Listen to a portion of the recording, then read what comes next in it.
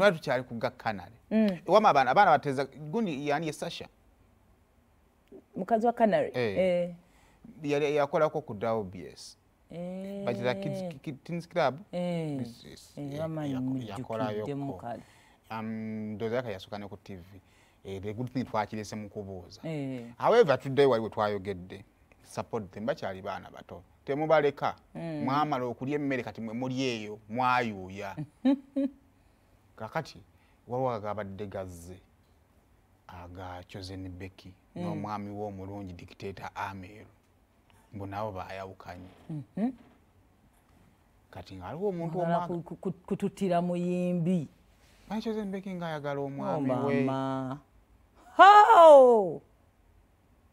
omuvubuka omulungi ng'ate akyali muto bakyalabika guno omusango guba gwena yatusinga eggwanga ffenna buli bwoyita olaba bakadde loozi olaba omwami wa Chosen Becky omulungi twakamala kubbulula omuyimbi omu akatudde maama ayinza okkawa amazzi gatugawulira mu mikutu gy'amakindi awo gakulukuta mutulekera omuyimbi waffe naye omwami yavuddeyo n'agamba tekigenda kusoboka ge gamaaso gabadde akanula era n'agamba yamaze ddala n'okuteekinga legal budget atya legal what actions kaba action you act legally enenze nkiyiyizza n'omaliriza naye olabikanga gwakireese I was just explaining era tosobola kutandika kusimba mannyo bwatyo nga gwakiyiyizza kunda bisanga atategeera kati ne olako yagala legal procedures nakyo kikola ate era kiba proceedings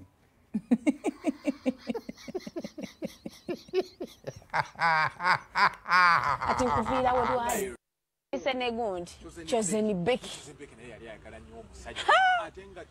omwana yayimba manyanze ndi kibuga kyojja ng'osolooza taxi ate taxi Amir akyagisolooza nedda Amir yaleese obuzibu yeyayonoonye relationship yazadde ebbali nedda bw'obeera n'omusajja wo mu relationship omusajja n'akiitinga n'atuuka n'okuzaala ebbali ekyo kintu kiba kinene mmoze mulekeraawo abasajja okufiiringa nti bwe mba muzadde ebbali kantu katono so ebyabakyankalanyiza ayina omwana wa myezi 2 kati nkuviira we twali ekisooka basooka ne bafuna okutakkaanya Amir ne Chosen Becky lw'abazadde ba Chosen Becky yaleeta maama we taata we ne famire bonna babeera mu nnyumba emu tawaanya ennyumba Chosen ya rentinga Chosen Becky ye mugagga nedda bannanga omukazi ne bw'oba gwa wasiza omusajja muteekewo ka respect put some respect. Assalamu alaikum warahmatullahi wabarakatuh.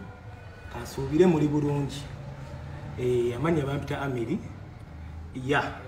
nzize wano nga waliwo ka video akamaking around ku social media nga mulimu omuwala bamuyita Jani ne gayi bamuyita Megatron nga boogera ku famire yange nga waliwo n'ebigambo ebimu bye boogera nga si bituufu bazze ne boogera ekigambo ne bagamba nti nze nazaala omwana ebweru ensonga etali ntuufu owulira ebintu ebyo byaffectinze famire yange nange nze kennyini bimpisiza ddala bubi kuba ensonga si ntuufu mukyala wange amanyi abaana bange nina abaana aba 3 Rimu Heather ne Gibran sina mwana mulala yenna wantu wonna n'abantu abo bazze ne boogera ne bakakkanya nyezaala wange ne bakakkanya sezaala wange ne bakakkanya ne famire yange of ezo video ze bakola zijja berayo emyaka n'emyaka ate nga bo batattana amannya g'abantu okitegeera so ze taking the legal actions ne balooya bange ebisigadde byonna bembikwasizza paka abantu abo nga beeterezezza saagala baddemu kwogera ku linnya lyaffe ne famire yange ku famire yange tuba tugenda vaawo kuba tuyita mbingi obeezaawo famire zaffe okitegeera nze abaana bange mbaweerera balabirira okitegeera naye gwe n'ova eri n'onzikakkanya bwotyo abaana bange bwe bakula ne balaba ebintu bwe bityo kale ebisigadde byonna ze mbitala ensonga nzitadde mu mateeka ge gagenda otulamula mubeere bulungi ekinze ligo ati akayisa actions kale oli asosa okwogera yaani muganda Chosen Becky kalaba wabigenda maaso mu relationship z'abantu. Okay. No, this is Chosen's man. Omwami we.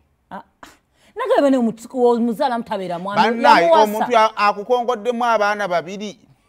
Era tonnamuyita mwami we oli mujjawa. Tata w'abaana. Tata w'abaana. Dika Chosen Becky Muyimbi. Anaafuna ddi omwami anaamuzalamu abalala babiri nga tayimba.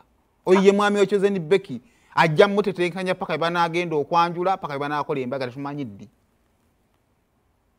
Naye lwaki omuntu ava eri n'afubutuka omugambo bwe gutyo? N'osooka okugamba nti abazadde bonna bali waka.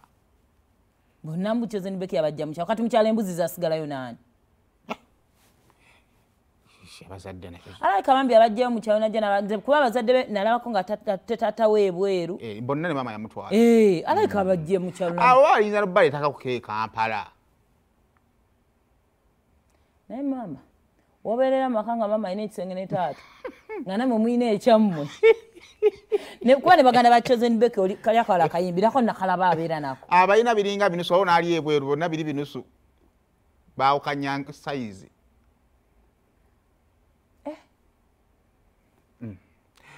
Ekisinga obukulu bane tubaagaliza kubeera wamu kubanga mwaka ntuna kye tufunamu. Wadde n'akamu. Wadde n'akamu.